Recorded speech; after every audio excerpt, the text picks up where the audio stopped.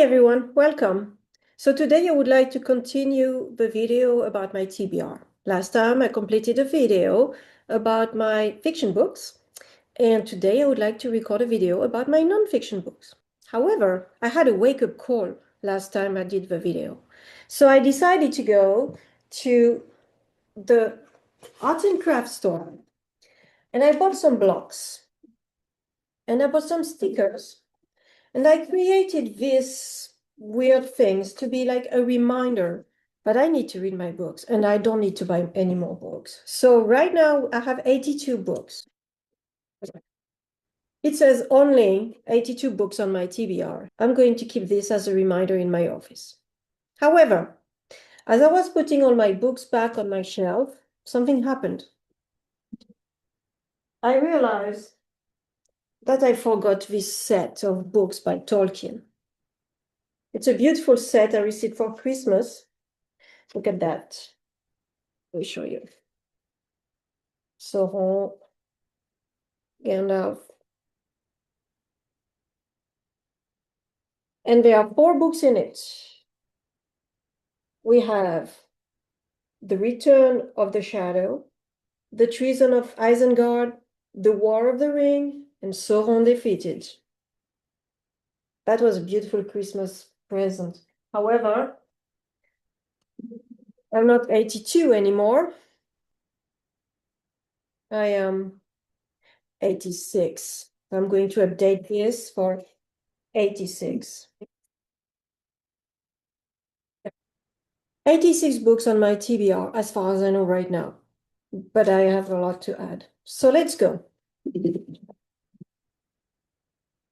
So the first section I would like to talk about are the biographies. I have a lot of biographies. I find people's life inspiring. So I have artists, scientists, politicians, authors, musicians, etc. So for the musicians list, is my favorite composer for piano.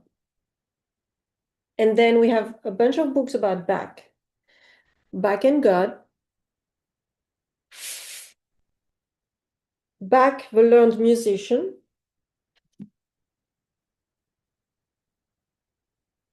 And Bach, Music in the Castle of Heaven.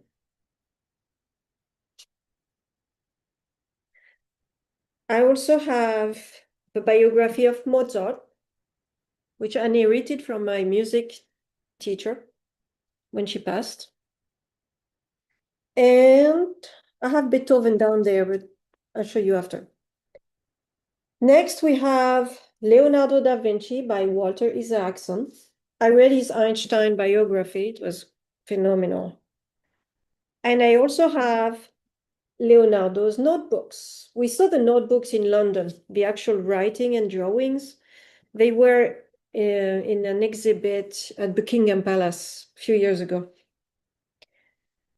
Next, I have Ernest Hemingway. Papa Hemingway, The Ecstasy and Sorrow. Van Gogh. And here I have Agatha Christie, An Elusive Woman by Lucy Worsley. I read the biography she wrote about Jane Austen. And then we pass to politicians.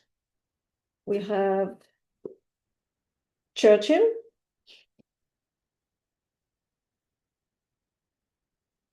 Churchill, Walking with Destiny. Duty and Destiny, The Life and Faith of Winston Churchill. Last time we were in London, we visited the war cabinets of Churchill. They are underground and they are really, really extraordinary to visit. To think that he spent months underground with all these people, that was just extraordinary. Then history, I have Napoleon, Vérité et Légende. Napoleon, Truth and Legends. Let's see, Marie Antoinette by Evelyn Levet. I met her. We talked Marie Antoinette. Oh, another. Marie-Antoinette, Journal d'une Reine, also by Evelyn Lever. The Making of C.S. Lewis. And the one I was talking about earlier, that I also inherited from my piano teacher, Beethoven, Biography of a Genius. Okay, that's a lot of biographies. Next, we have the letters. So first, I forgot to present the J.R. Tolkien biography by Humphrey Carpenter. So that's one more biography to add to the list behind. The Letters of J.R.R. Tolkien. Le Mémorial de Sainte-Hélène by Emmanuel de las Casas. These are the memories of Napoleon I when he was in prison on Sainte-Hélène, exiled on Sainte-Hélène. De las Casas interviewed him and recorded all his memories. I have the letters of Mozart and his family.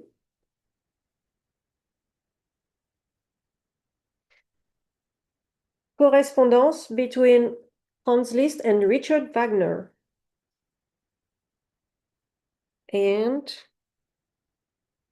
the correspondence between Franz Liszt and Marie Dagout.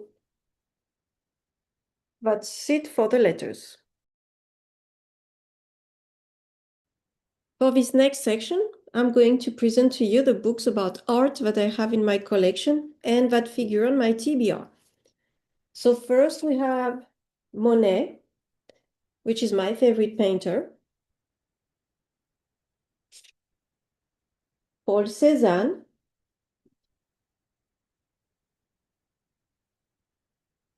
Leonardo, all the paintings. In Montmartre, Picasso, Matisse, and the Birth of Modern Art by Sue Rowe. The Creative Act, A Way of Being by Rick Rubin, a classic on the topic. Louvre. Monet, Water Lilies, the complete series. I saw the water lilies once when I was in Paris. They are just incredible to see. Impressionism by Karen Grimm. The Louvre, all the paintings. And Impressionism, reimagining art. Yes, Impressionism is my favorite style in art. And that's all for art. And now I have the books on nature and exploration. The first one is Northland, a 4,000-mile journey along America's forgotten border by Porter Fox. H is for Hawk by Helen MacDonald. The Road to Little Dribblings, Adventures of an American in Britain by Bill Bryson.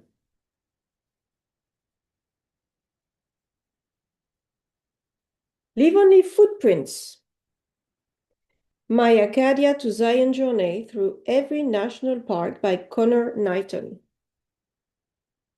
That sounds interesting. On the same topic, A Walk in the Park, The True Story of a Spectacular Misadventure in the Grand Canyon by Kevin Fedarko.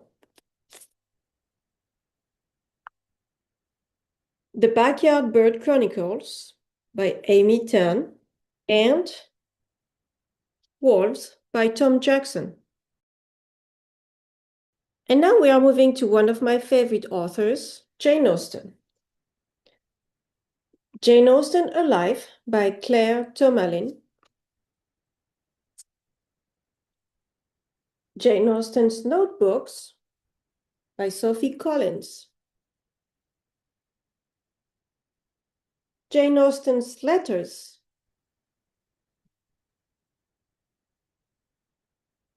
Jane Austen's Bookshelf by Rebecca Romney. The Real Jane Austen, A Life in Small Things by Paula Byrne. Jane Austen's Wardrobe by Hilary Davidson. And The Worlds of Jane Austen, The Influences and Inspiration Behind the Novels by Helena Kelly. This pile is about biblical studies and theology. God's crime scene. A cold case detective examines the evidence for a divinely created universe by J. Warner Wallace. This massive book is actually in French. It's titled Dieu, la science, l'épreuve, l'aube d'une révolution by Michel-Yves Bolloré and Olivier Bonacieux. I actually found it also in English here at the local library. So the title in English would be God, Science, and the Proofs.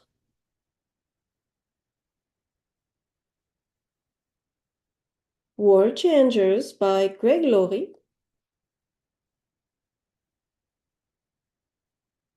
Rediscovering Israel by Christy McClelland.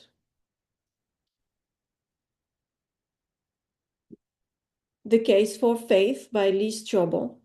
The Case for a Creator by Lee Strobel. And if you haven't read The Case for Christ, or in French, L'Affaire Christ, it is just an extraordinary book.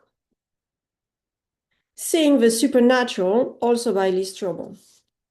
You see a pattern here. The Atonement in its Relations to Law and Moral Government by Albert Barnes.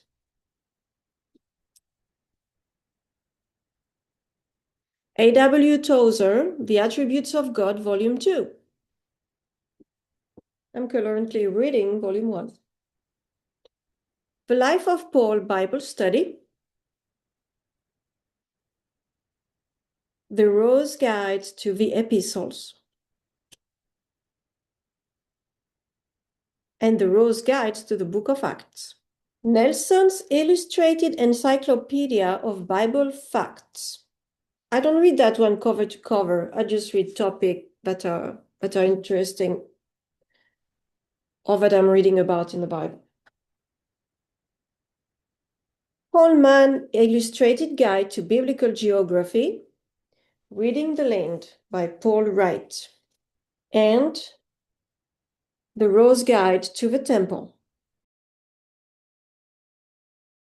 We are coming now to the books about entertainment, the movie industry, and music. Complete Guide to Film Scoring by Richard Davis and Alison Plant from the Berklee School of Music in Boston. The Classic Treatise on Harmony by Jean-Philippe Rameau. First Nights at the Opera. The Star Wars Archives. Star Wars Bestiary, Volume 1. That's it for the entertainment. Next come Productivity. Both books by Cal Newport. So Good They Can't Ignore You, Why Skills Trump Passion in the Quest for Work You Love.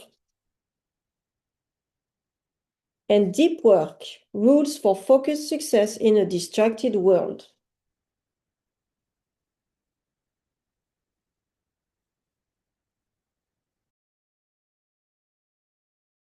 Science. Night Sky of North America. And that's it. Literary Criticism. Orientalism by Edward Said. And that's it, although we could expect more from an academic. The next is probably the most whimsical pile in my entire collection. These are books devoted to tea. First, A History of Tea, The Life and Times of the World's Favorite Beverage by Laura Martin, Laura C. Martin. The Art and Craft of Tea by Joseph Wesley Yu. Tea, History, Terroirs, Varieties by Kevin Gascoigne and other authors. The Art of Tea, Recipes and Rituals from the Victoria Review. Beautiful cover I found. The next pile is devoted to flowers and gardening. First we have lavender and The Lavender Companion.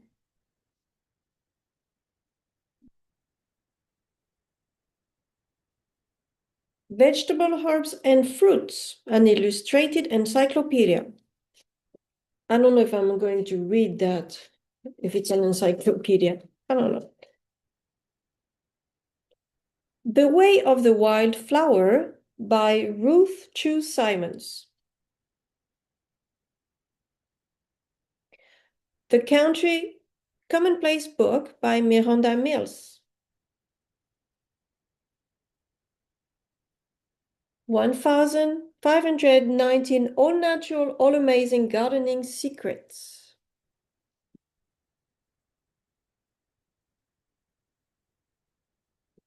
Grow food for free. Why not? Vintage Roses and Tulips. Now comes the last pile, which is not the least because it's actually my major from when I was a student at the university in undergrad. The Life and Death of Ancient Cities by Greg Wolfe. The President's Club by Nancy Gibbs and Michael Duffy. Persians, The Age of the Great Kings by Lloyd Llewellyn Jones. When the King Took Flight, a book devoted to the time when King Louis XVI flew to Varennes with Marie Antoinette. Jerusalem by J. Sekuloff. Jerusalem, the Biography by Simon Sebag Montefiore.